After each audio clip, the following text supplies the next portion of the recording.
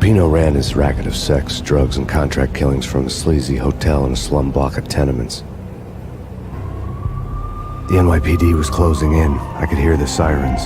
Their wail was a crescendo. Lupino thought he could get us by taking Alex out and leaving me to take the fall for it. All he had gotten was my attention. I went for the hotel first. It was a sad old thing with flickering lamps and faded colors, cheap mobster punks and tired-eyed prostitutes. I walked straight in, playing at Bogart, like I'd done 100 times before. The place was run by a couple of murdering mobsters with shark smiles. The Finito brothers. Ladies and gentlemen, it's the Payne in the butt. Payne to the max. You're killing me. Did you make that up yourselves, or you get some wino downstairs to come up with it? Don't answer that. A rhetorical question. I got something for the boss. Lupino around? That kind of depends on who's asking. A friend or a junk squad plan. Don't answer. It's one of them, how do you put it, rhetorical questions. Lupino ain't here, but he said bye. Lupino wasn't in his cheap hotel. Instead, I ran into the Finito brothers. My cover had been blown. The door slammed shut behind me, and then I was dodging bullets like raindrops. Payne in the butt. Ha ha! Payne to the max. Junk squad pig. Got a ticket to Harbor City for you.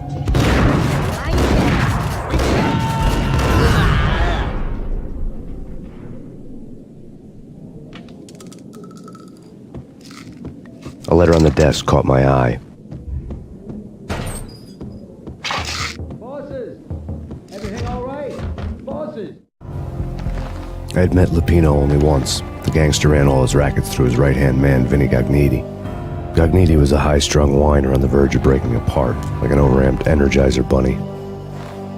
He had the brains to run the business, but he lacked the balls, always falling short, taking his frustration out on underage addicts and call girls. The V deal goes down at your hotel. Jack's exact words, quote, "Vinny, you're in charge of this one," unquote. Rico Muerte's coming to see it through. Anything goes wrong and everybody's gonna get dead. Goes double for you. Treat this guy real good. Anything he wants, you give him.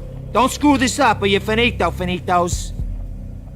A V deal meant added security, locked doors, and lots of nervous thugs with itchy trigger fingers. I'd seen nothing coming in, but that didn't mean it hadn't been there. Rico Muerte was a regular Kaiser Soze, a spook story told to keep the apes in line. 313. The Finitos had scribbled Muerte's room number on the note's margin. Joey, Vigilio, you all right in there? They're not answering. Call the others. Tell them to come quick. Okay, but we can't wait for them. We gotta go in now. Bosses, we're coming in. It's Payne!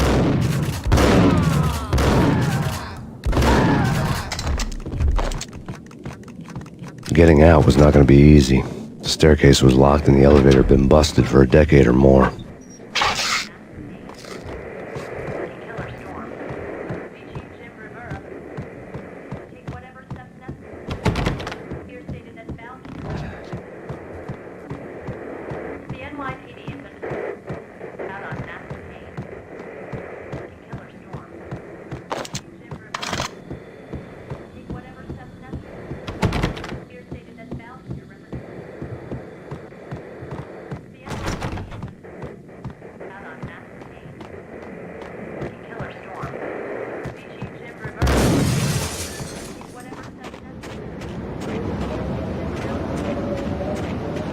Something's wrong with the bosses. Payne's there and that. What the?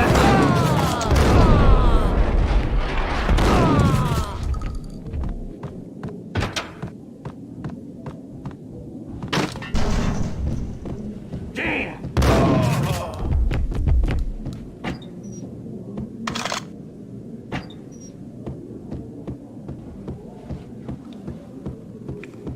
Previously on Lords and Ladies. Lady Amelia, Marquis Valentine Hold it. asks for an audience. Thank you, Lawrence. My lady. My lord. And an all-new episode of Lords and Ladies, brought to you in part by Acer Corporation.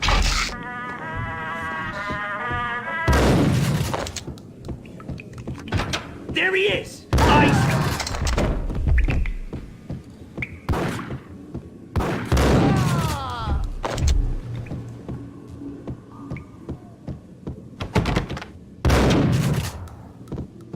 of crap! Whack the sucker!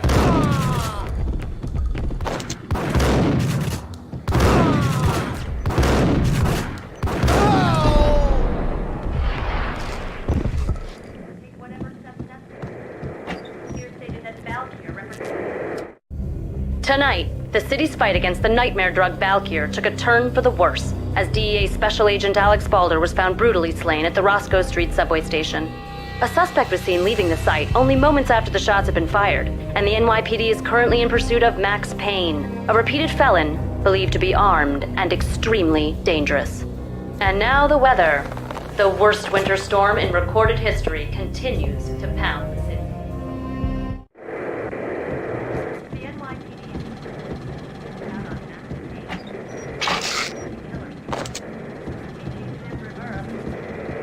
Take whatever steps necessary.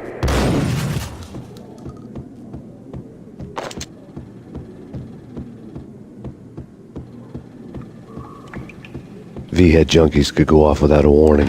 I had to be careful.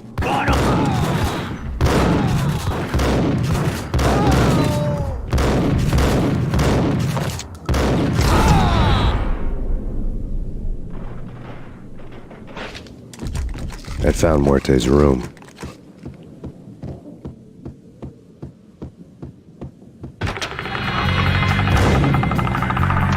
Muerte had received a letter.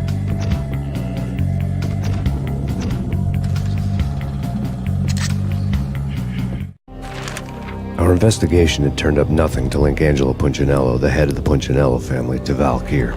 All tracks had ended with Jack Lupino. The letter in Muerte's room was signed by the Don himself. It was the first hint that the Kingpin knew what was brewing inside his syndicate.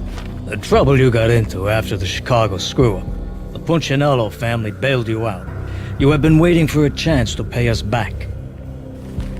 One of our trusted boys has a monkey the size of King Kong on his back. We need your special skills for backup on a major deal. Collecting evidence had gotten old a few hundred bullets back. I was already so far past the point of no return I couldn't even remember what it looked like when I had passed it.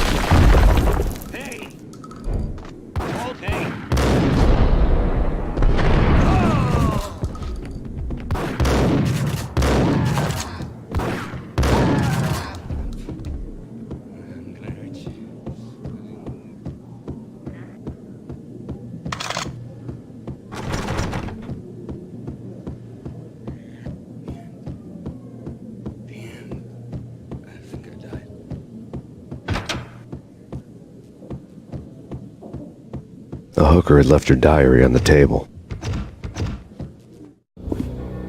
The diary belonged to a hooker named Candy Dawn. The read would have made a vice cop blush. Had talks with the mystery hag over the phone again. Sent to the latest One-Eyed Alfred tape. As long as the hag keeps paying for the tapes, the old man could come every day for all I care. She had a nice sideline, making secret X-rated flicks of her clients and selling them to the highest bidder. It would get her killed if her V-fix for the day didn't do it first.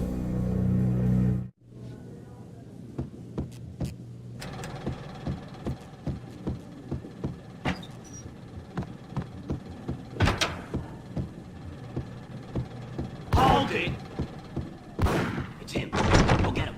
No, wait, you go get him.